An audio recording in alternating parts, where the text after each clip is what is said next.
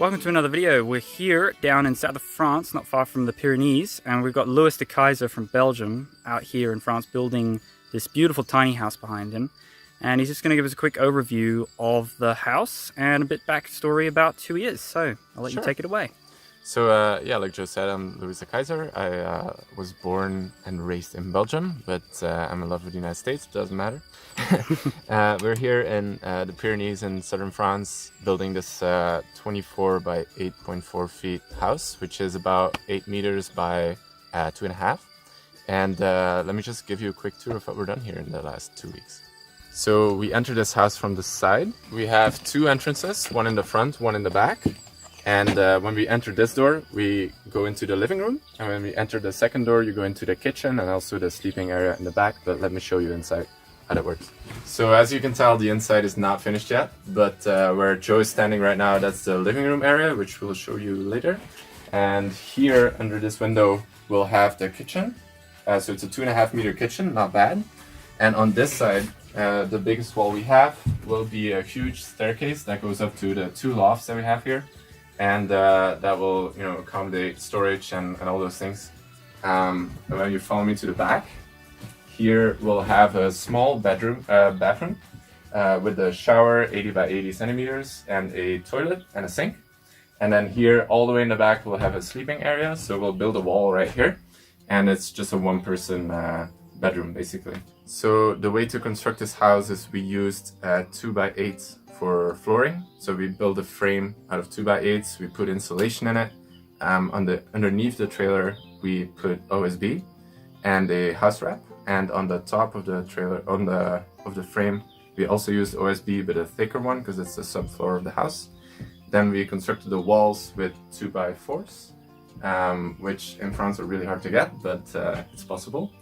And the roof is again the 2 by 8 with OSB on the top. We finish the house on the outside with house wrap, so we go completely around to make it watertight.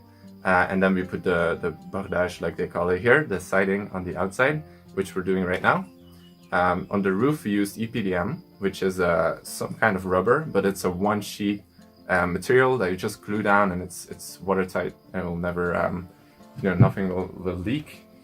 And that's basically it. The windows we got from a local place, which was really handy, because if you need to make those yourself, it takes longer to make than the actual house.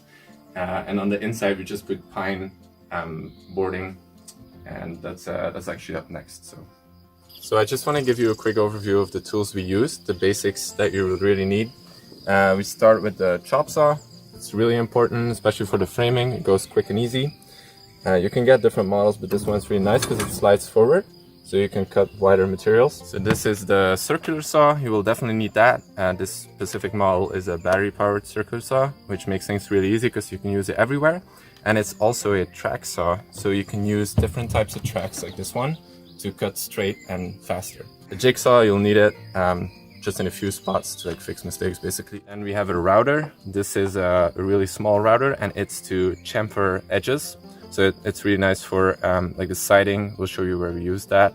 And other things, you can use different bits and everything. It's a bit of a professional tool, but it comes in really handy if you want to finish whatever you're doing and make it look professional. For nail guns, we like to use nails and not screws, because screws, they don't give. So a nail, like in a frame, it's a house on wheels, right? So if you're driving around, there's a lot of stress on the structure, and a screw will actually crack, and a nail will bend a little bit, so it's a stronger way to construct things. We have this DeWalt, also again battery-powered nailer, because you have the pneumatic ones, which are also great, but you're always carrying a hose around. So this is really handy. We use two different nails, one that's 9 centimeters long for the framing, and one that's 5 centimeters long for the OSB, the sheeting. And then we also have the second DeWalt nailer, which is a finishing nailer, which we use for the outside siding and also on the inside for the boards. It comes in really handy as well, and for trim work and those kind of things. So that was it for this quick little tour. If you enjoyed it, leave a like down below. And if you have any questions, drop us a comment or an email, and we'll see you guys next time. Bye.